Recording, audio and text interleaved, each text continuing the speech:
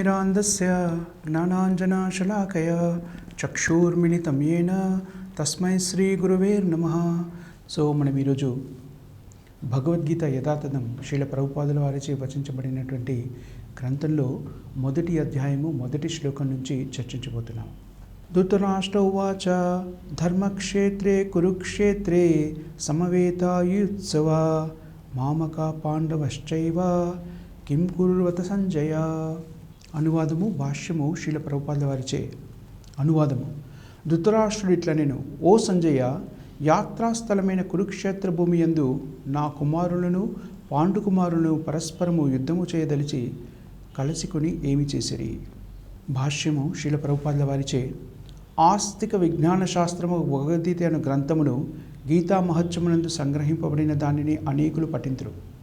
ఈ శ్లోకంలో ధృతరాష్ట్రుడు సంజయ్ని అడుగుతున్నాడు, ధర్మక్షేత్రమైన కురుక్షేత్రంలో సమావేశమైనటువంటి తన కుమారులు మరియు పాండుకుమారులు కలుసుకొని అక్కడ సమావేశపడి ఏం చేస్తున్నారు అని అడుగుతున్నాడు.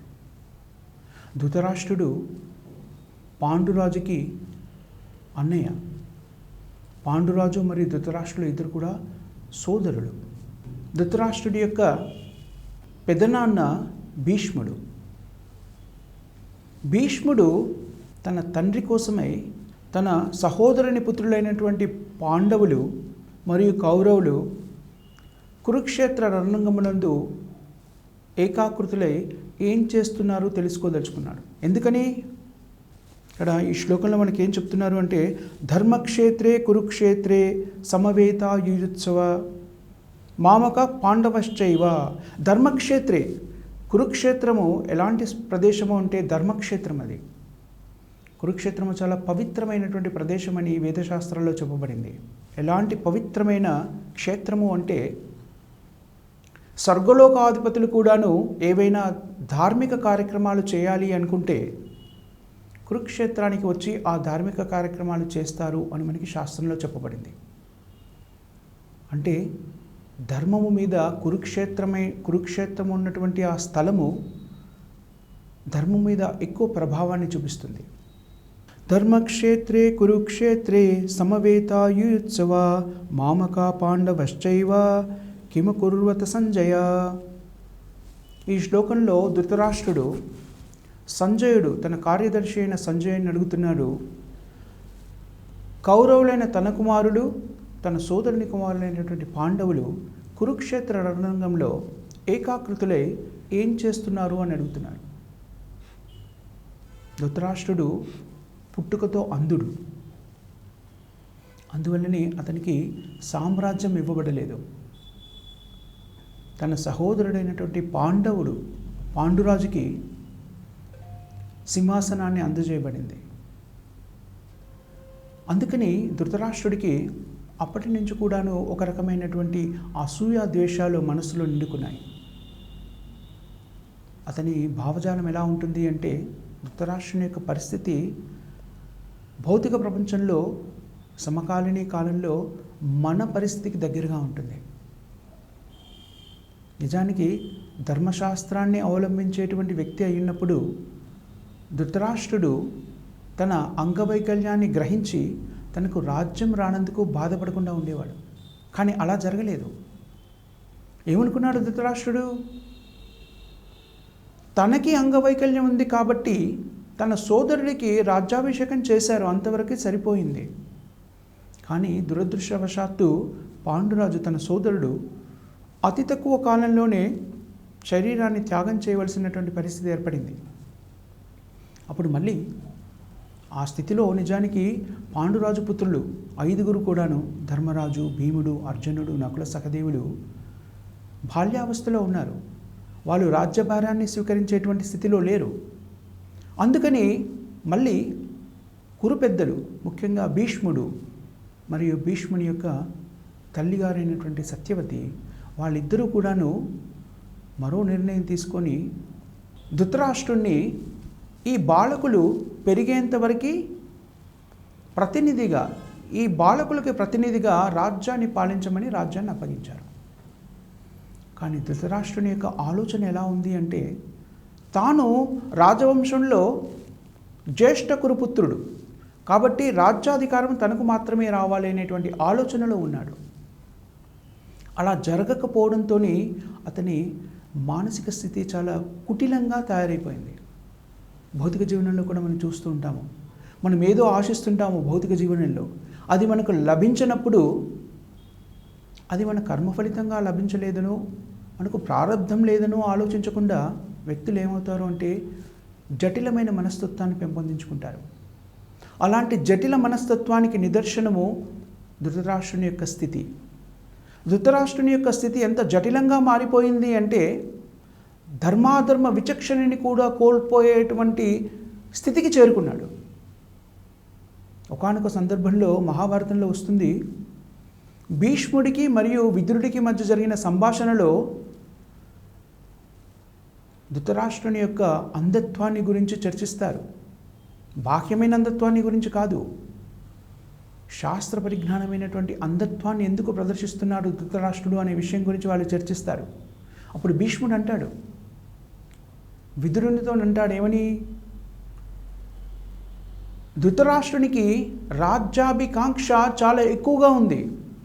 అతనికి రాజ్యాభిషేకం చేసి ఉండుంటే ఆ తృష్ణ తీరిపోయేది.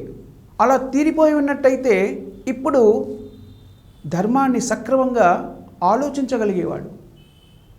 ఆ కాంక్ష తీరలేదు కాబట్టి ఆ ఉత్కృష్టమైనటువంటి ఆకాంక్ష దాన్ని తన పుత్రుల ద్వారా తీర్చుకోవాలి అనేటువంటి స్థితికి దిగజారిపోయాడు. ఆ స్థితిలో ఉన్నప్పుడు భౌతికమైన కోరికలు మనని ఆవహించినప్పుడు మనము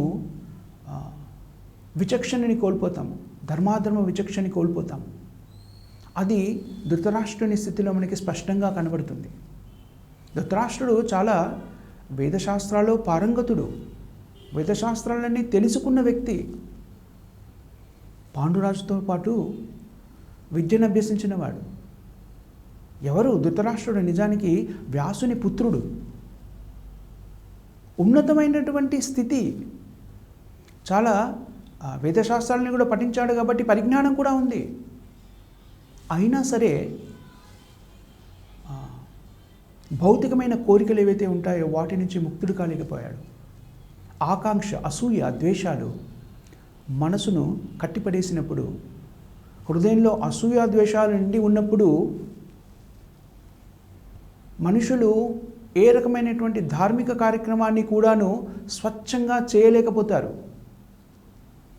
ధృతరాష్ట్రుని పరిస్థితి కూడా అలాగే. తన ఉన్నతమైన ఆకాంక్షని తీర్చుకోవడానికి వ్యక్తిగతంగా తనకు ఆ కోరిక తీరలేదు కాబట్టి ఆ కోరికని తన పుత్రుల ద్వారా తీర్చుకోవాలనే ప్రయత్నం చేస్తున్నాడు. ధృతరాష్ట్రునికి చాలా స్పష్టంగా తెలుసు తాను చేస్తున్నది అధర్మము అన్న విషయం తెలుసు. కానీ తనను తాను సమర్థించుకోవడానికి ఏమని చెప్పుకుంటాడు, ఈ రాజ్యము నాది, నేను జ్యేష్ఠపుత్రుని, నాకు రాజ్యం రావాల్సింది, నాకు అంగవైకల్యం ఉంది కాబట్టి రాజ్యాభిషేకం నాకు జరగలేదు, కానీ నా పుత్రులకి అంగవైకల్యం లేదు కదా, వాళ్ళకెందుకు ఇవ్వకూడదు అనుకుంటాడు. కానీ ఒక చిన్న విషయాన్ని దాంట్లో అక్కడ మర్చిపోతాడు. ఏమిటి అంటే ఎప్పుడైతే తనకు రాజ్యం లేదో దానికి ఉత్తరాధికారిగా తన పుత్రులు ఉండరు. ఆ రాజ్యము పాండురాజుకి ఎప్పుడైతే చెందిందో దానికి ఉత్తరాధికారి ఎవరవుతారు? పాండురాజు పుత్రులు అవుతారు. అది ధర్మము. ఒకవేళ పాండురాజు పుత్రులు కానీ అనర్హులు అయి ఉన్నట్టయితే మరొకరి గురించి ఆలోచించవచ్చు.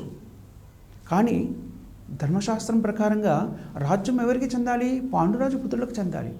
పాండురాజు పుత్రులు బాల్యావస్థలో ఉన్నారు కాబట్టి పాండురాజు శరీరాన్ని వదిలేసినప్పుడు వాళ్ళు రాజ్యపాలనని స్వీకరించే స్థితిలో లేరు కాబట్టి వాళ్ళు యోగ్యులయ్యేంత వరకు, వాళ్ళకి యుక్త వయసు వచ్చేంతవరకు రాజ్యభారాన్ని స్వీకరించమని ధృతరాష్ట్రునికి అప్పగించబడింది. కానీ ధృతరాష్ట్రుడు తన ఆ సందిగ్ధావస్థ ఏదైతే ఉందో, స్వార్థపూరితమైన ఆలోచన ఏముందో, ఆ స్వార్థము తనకు దక్కలేదు అనేటువంటి ఆలోచన, నిజానికి అసూయ అంటే ఏమిటి అంటే ఇది నాకు మాత్రమే చెందాలి, ఇది నాది అనేటువంటి వ్యామోహం ఎప్పుడైతే పెరుగుతుందో అది అసూయకు దారి చేస్తుంది. ఇది నాకు మాత్రమే చెందాలి అనుకున్నప్పుడు ఇంకెవరైనా దాన్ని పొందాలి అనుకున్నారనుకోండి, మనలో అసూయ రేకెత్తుతుంది, ఈర్ష్య ద్వేషాలు రేకెత్తుతాయి. సరిగ్గా మరి ధృతరాష్ట్రుని స్థితి కూడా ఇదే. తన పుత్రులైనటువంటి కౌరవులకి రాజ్యం కావాలి. వాళ్ళు అర్హత కలిగిన వాళ్ళ లేదా అనేటువంటి స్థితి కూడా ఆలోచించే స్థితిలో కూడా లేడు. దుర్యోధనాది వ్యక్తులు ధర్మానికి చాలా దూరంలో ఉన్నటువంటి వాళ్ళు. ఆ విషయం ధృతరాష్ట్రునికి తెలుసు. అందుకని ఇక్కడ ఏమంటున్నాడు, ధర్మక్షేత్రే కురుక్షేత్రే, కురుక్షేత్రము ధర్మక్షేత్రము. ధార్మికులకి, అది ధర్మనిరతితోనే నడుచుకునేటువంటి వ్యక్తులకి కురుక్షేత్రము ఉపయుక్తంగా ఉంటుంది, వాళ్ళకి అనుకూలంగా ఉంటుంది. అందుకని ధృతరాష్ట్రుడు ఇప్పుడు భయపడుతున్నాడు. ఏమని? పాండవులు ధర్మాత్ములు అన్న విషయము ధృతరాష్ట్రునికి తెలుసు. అదేవిధంగా తన పుత్రులు ధర్మనిరతులు కాదు అన్న విషయం కూడా ఆయనకి తెలుసు. అందుకని ధర్మక్షేత్రమైనటువంటి కురుక్షేత్రంలో యుద్ధము తనకు ప్రతికూలమైన ఫలితాన్ని ఇస్తుందేమో అని భయపడుతున్నాడు. అందుకని సంజయుని ఏమని అడుగుతున్నాడు, ధర్మక్షేత్రే కురుక్షేత్రే సమవేత యుయుత్సవ మామక పాండవశ్చైవ కిం కుర్వత సంజయ. వాళ్ళిద్దరూ అక్కడ సమావేశమై కౌరవులు పాండవులు ఏం చేస్తున్నారు అని అడుగుతున్నారు. దీంట్లో చాలా ముఖ్యమైన ఒక విషయం ఉంది. అది ధృతరాష్ట్రుని యొక్క మానసిక స్థితిని తెలియజేస్తుంది.